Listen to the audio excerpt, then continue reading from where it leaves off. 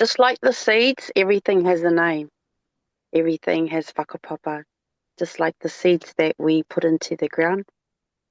So likewise for us, who instead of starting off with what my name is or my name, I start off with my pepea, waiai, my pepea, ki te taha tōku papa, Richard Motihi no Takato, ko mau te maunga, ko tauranga moana te awa, ko matatua te waka, ko ngaitarangi te iwi, ko te whānau o taufau, te hapu, ko o tā whiwhi te marae, ki te taha tōku mama, arihia tautari takato, ko motatau te maunga, ko takirau te awa, ko ngā toke mate whaurua te waka, ko Ngāti Hine te iwi, ko motatau mana kokiri te marae. Engari, ki Waiuku i roto i rohe o Ngāti Te Ata, ko Grace Brink ahau.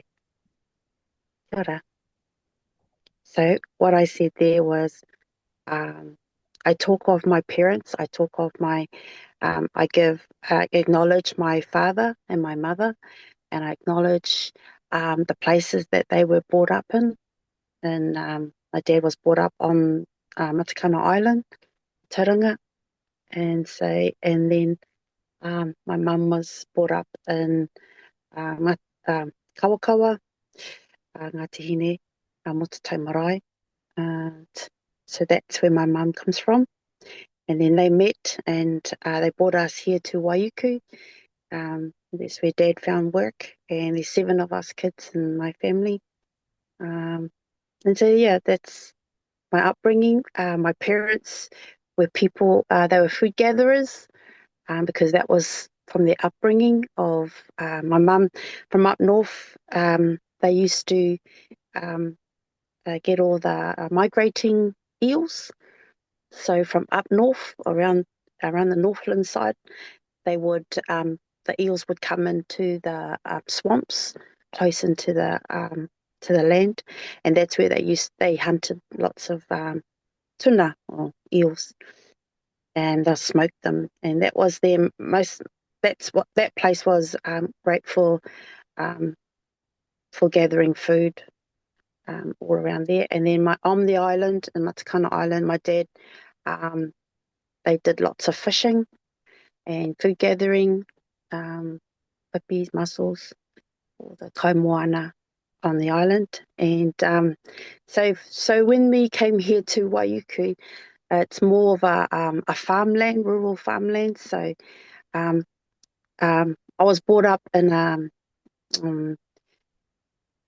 like I guess back in those days, in the 70s, our house was in our home. We had 4-bedroom home, but the whole place was full of food growing everywhere. At the back of the house was corn, and the front of the house, it wasn't nice little gardens and flowers. It was like all rows of potatoes of riwai. So we lived amongst food, and so that's my upbringing. And these are all the traditional ways that we were brought up, and it was all organic ways as well. So I already had that installed in us. All of us 7 kids, we were brought up on the gardens out at Pukekohe and out in Waiuku. We did a lot of that. So it's something ingrained in us to have gardens, to have Māra Kai gardens, and to grow food for everybody, ourselves and for everyone else.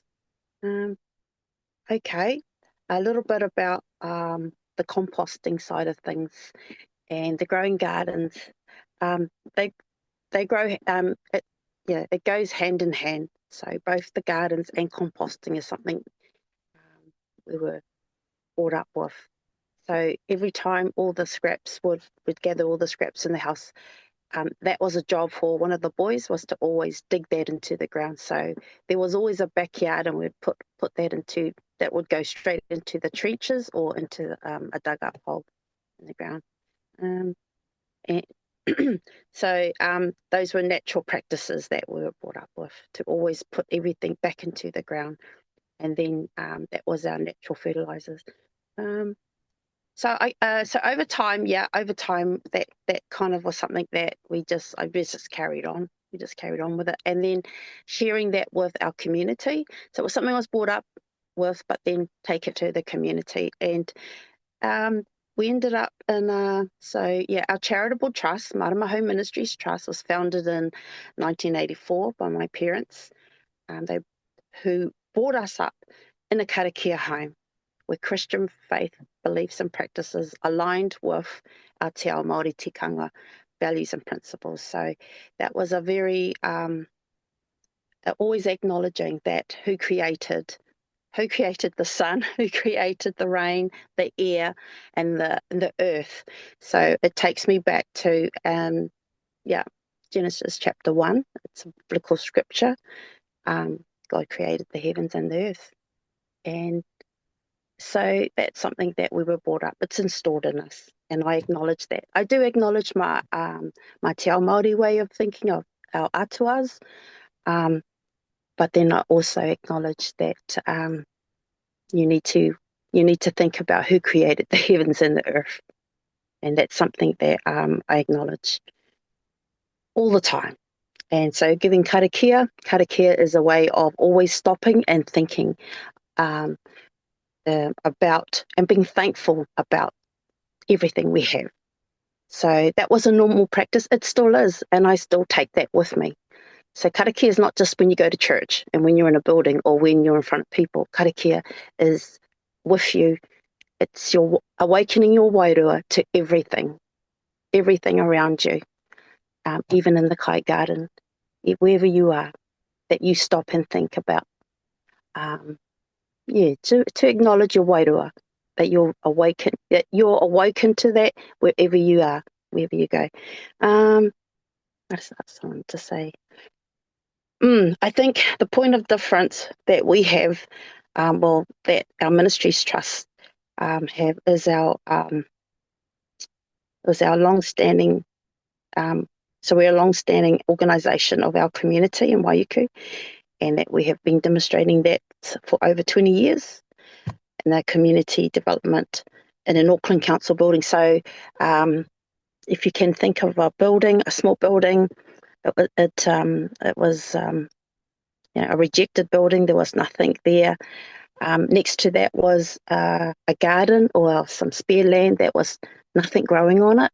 So we went there and saw nothing, and then started to think about, when you speak things, when you speak things of something that's nothing, and then you speak about something of that nothingness, it becomes, it's awoken to the,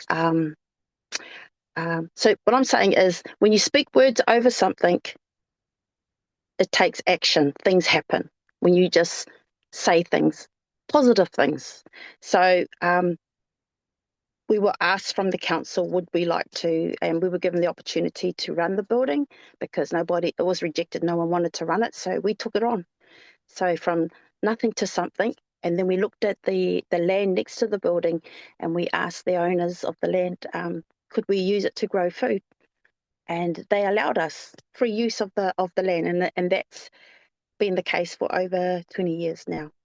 So utilising something, but speaking things over something, speaking positive words over something does, there is power in words.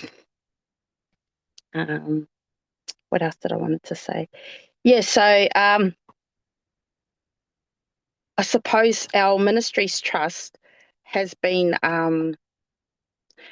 that's the difference in our approach to gardens and composting, is that our ministries trust provides social services, karakia, all sorts of social advocacy, so lots of community services we provide in this little hall. So we also have Department of Correction service workers, so they come and they help with the gardens. We also provide food aid services. We're also part of the Waiuku Rugby League Club, so providing little league mini mod teams. Yeah, it's a little bit of everything, and I suppose I have a degree in social work services, but I don't do that as a full-time thing, but I align my social work practice um, with how we care for the plants. So people, plants, similar. You know, when you can align them both together, how you care for the people you care for is the way you care for your plants. Same. Any questions at the moment?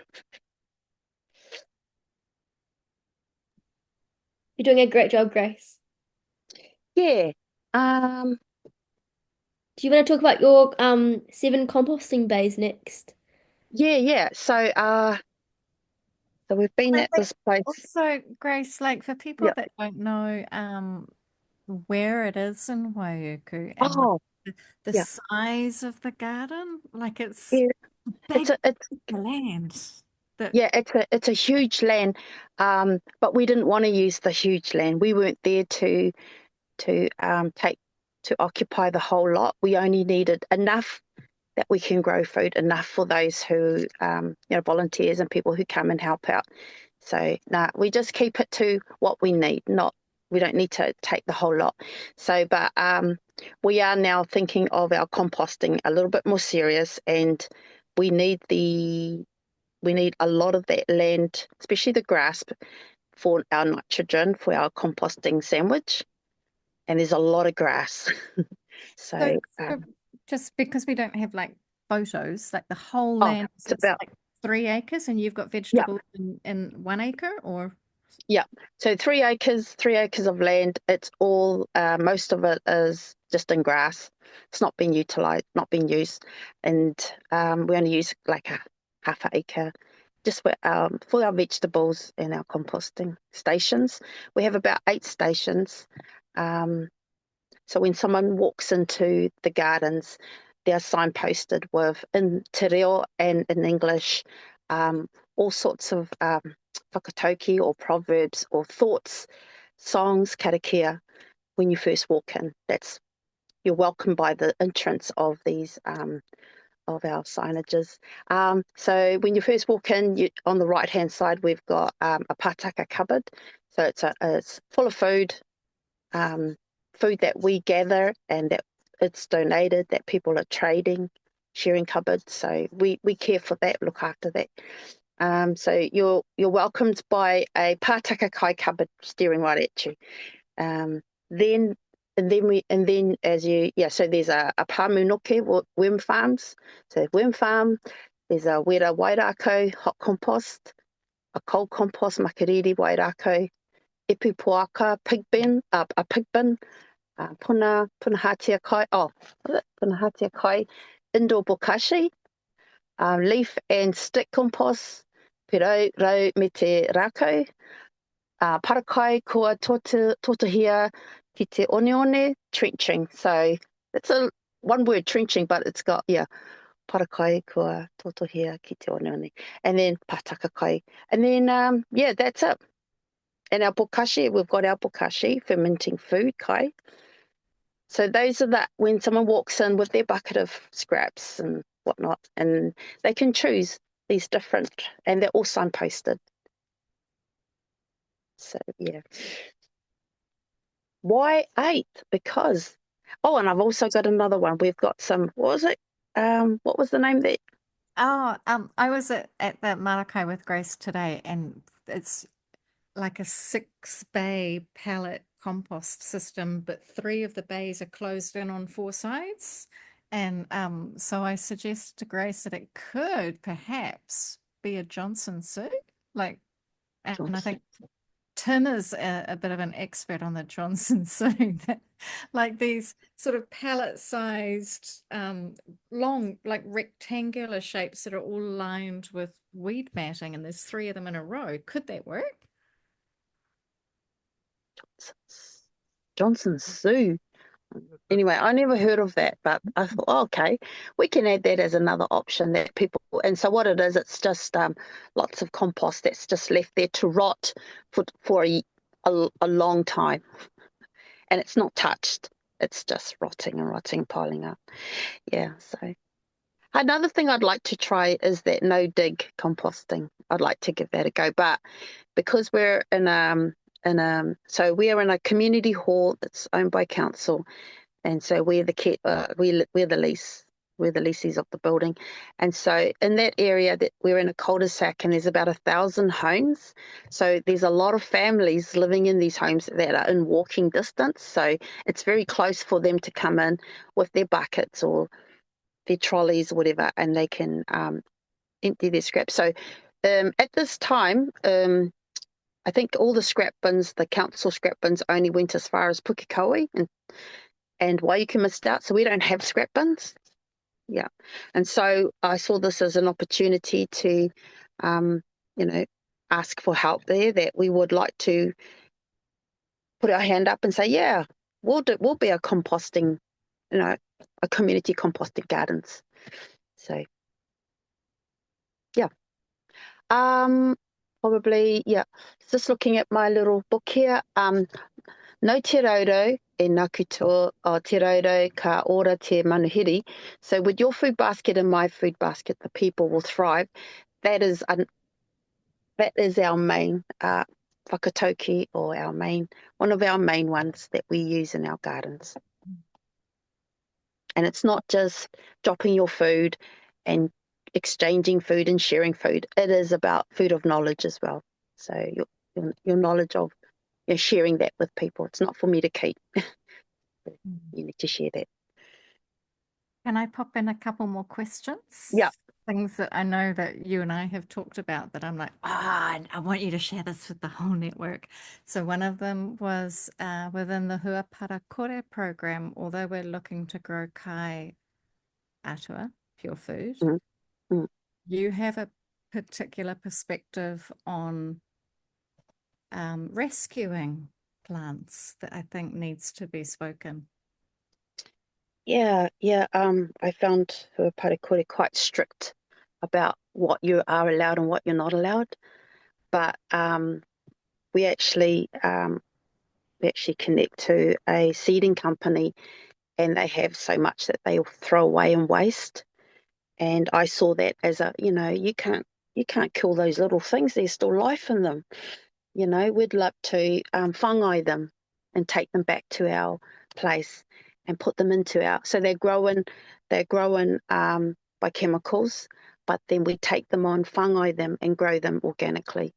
Then we're not wasting that seed, those seedlings that are actually chucked away. And I think you also, we were talking about the role of commercial growing and chemicals and your horticulture training and how you relate with the large scale growers in the area. Like this, it's quite a complex ecosystem you're nestled in and cooperating with, eh? Yeah, I think it's always good to have a mindset of how you see things in life. Don't just go, don't just go with the one way of seeing things, but see things with a bird eye view.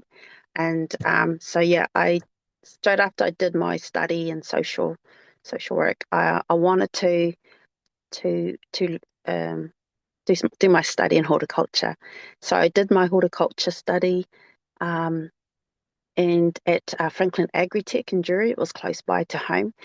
And while I was at the school there, I was given an opportunity, a scholarship to go to India and to learn about Ayurveda, so all the natural seeds and all the plants there, and the benefits that they give you and the healing that they give you.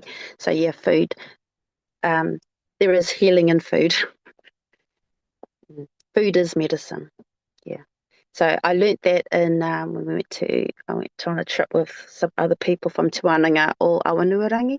So that opportunity came to me because I wanted to learn about the benefits of food and kai. That was interesting. But I was wanted to say, that it's good to have a two mind frame of how you see things. like chemically grown foods.